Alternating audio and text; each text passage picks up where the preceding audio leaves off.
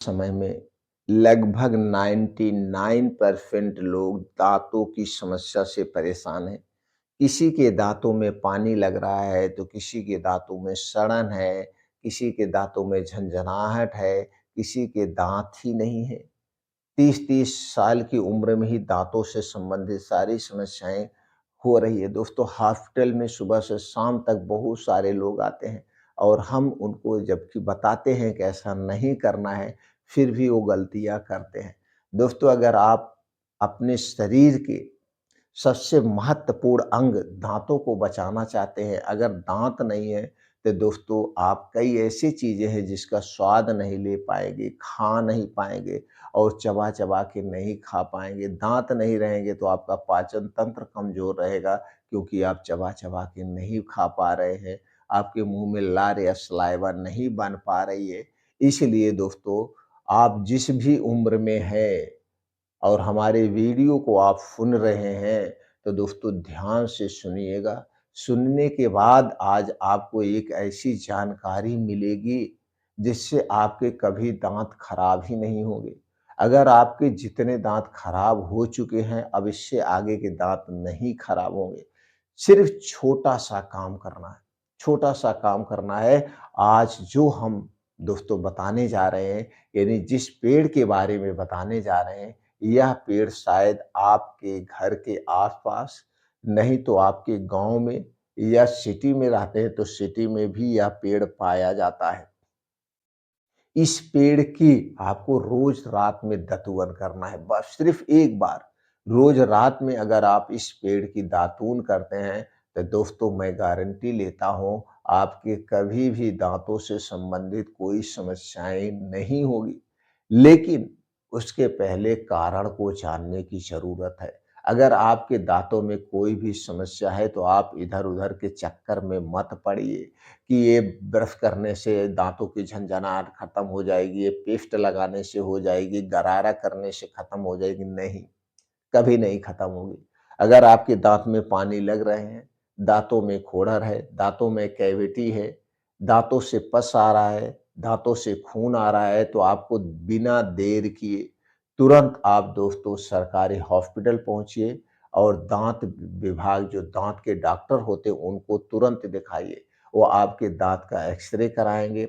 आपके दाँत का एक्स-रे कराने के बाद देखा जाता है किस दाँत में पानी लग रहा है। दोस्तों, ये जो झनझनाहट होती है, दाँतों में पानी लगता है, दाँतों में दर्द होता है, दाँतों से पस होता है, इसका मतलब आपके दाँतों में कैविटी हो चुकी है, इन्फेक्शन हो चुके हैं। अब इसका एक ही इलाज है, कोई दवा इसमें काम नहीं करेगी। इसका एक ही इलाज है, आपके दाँतों की आरसीटी किया जाए। आरसीटी का मतलब दोस्तों आपके दाँतों का एक्स-रे लिया जाएगा। एक्स-रे लेने के बाद उस दाँत को साफ किया जाएगा 2-3 बार कि कैविटी कहाँ तक फैली है, किस कंडीशन में हुई है। उसके बाद दाँतों की 3-4 स्टेप में सफाई की जाएगी।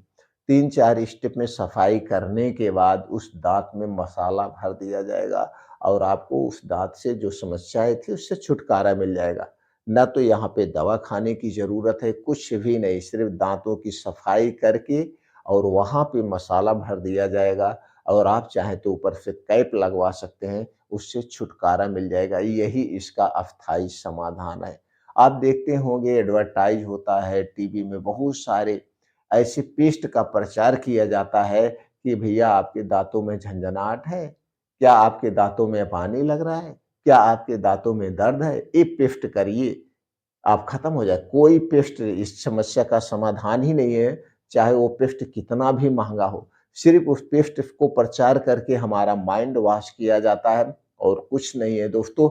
आप सिर्फ़ और सिर्फ़ दतुवन करिए सुबह-शाम, खाना खाने के बाद आपको दाँतों से संबंधित कभी कोई समस्याएँ हो ही नहीं जा सकती है। अब दाँतों में समस्याएँ क्यों होती हैं? जैसे मान लीजिए आपने रात में खाना खाया, खाना ही खाया है या खाने के बाद आप कुछ मीठा खा रहे हैं, आप ब्रश नहीं कर रहे हैं, मुँह को उँगली से भी नहीं कुल्ला कर रहे हैं, कुल्ले भी नहीं कर रहे हैं, गरारे भी नहीं कर रहे हैं। तो ये जो खाने का छोटा-छोटा टुकड़ा है, जो खाने का छोटे-छोटे टुकड़े हैं या मिठाई मान लीजिए खा लीजिए, बच्चे टॉफ़ी खा लेते हैं, कुछ भी हम लोग खा लेते हैं, कहीं पार्टी में जाते हैं या घर पे ही ठंडी बहुत पड़ रही, आलस कर जाते हैं, आप सो जाने जा तो जाके ऐसे जब सो जाते हैं तो जो छोटे-छोटे अन्न के टुकड़े हैं दाँतों में पड़े रहते हैं।